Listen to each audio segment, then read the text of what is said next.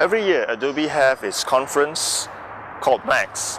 This year is being held in Los Angeles, California from October 4th to the 7th.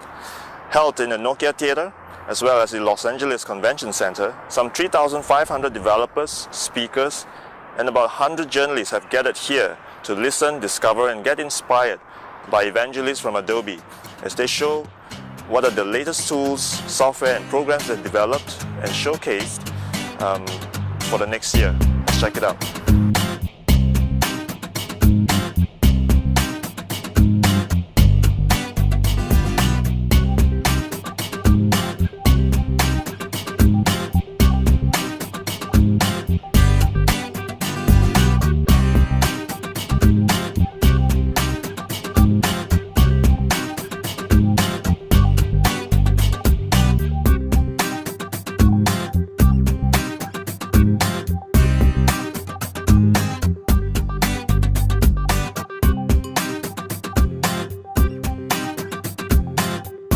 Underserved communities with the digital literally skills that they need to be able to express themselves, to be able to comment on what they see, to be able to share their ideas and take actions on ideas that are important to them.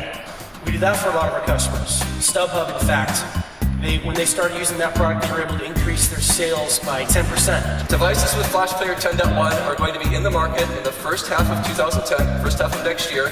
There is tremendous work around Flash Player 10.1. Move. And I can also change the type of event here.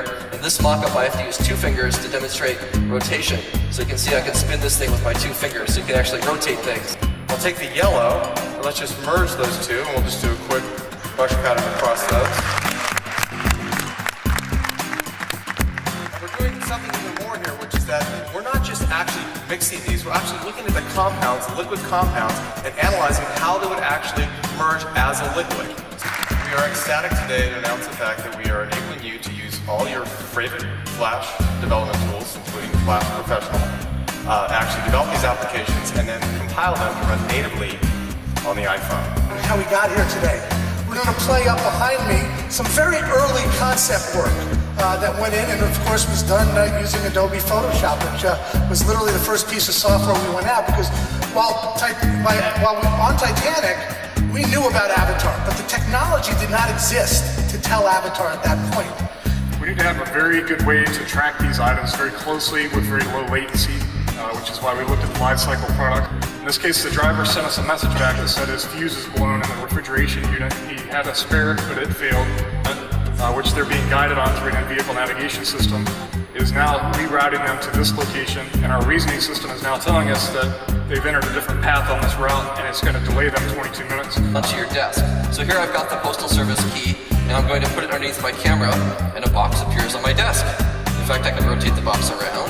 It's like I've got this virtual box right here. So if I want to fit some items, isn't that cool?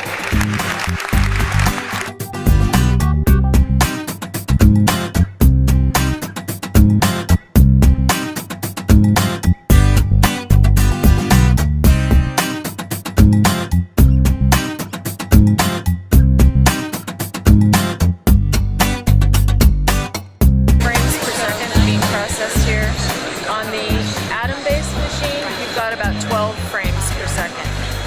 The Tegra device is drawing 1 watt of power, and the Atom-based device is drawing 15 watts of power.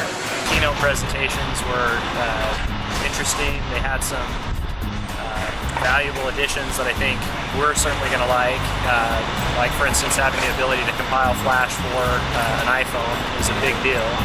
I think the Keynote's a lot of it's marketing, trying to sell the Adobe products, but it looks like they're moving forward, and I think it's a good company. They're coming into reality with Flex 4 and finally getting things on the iPhone, for example,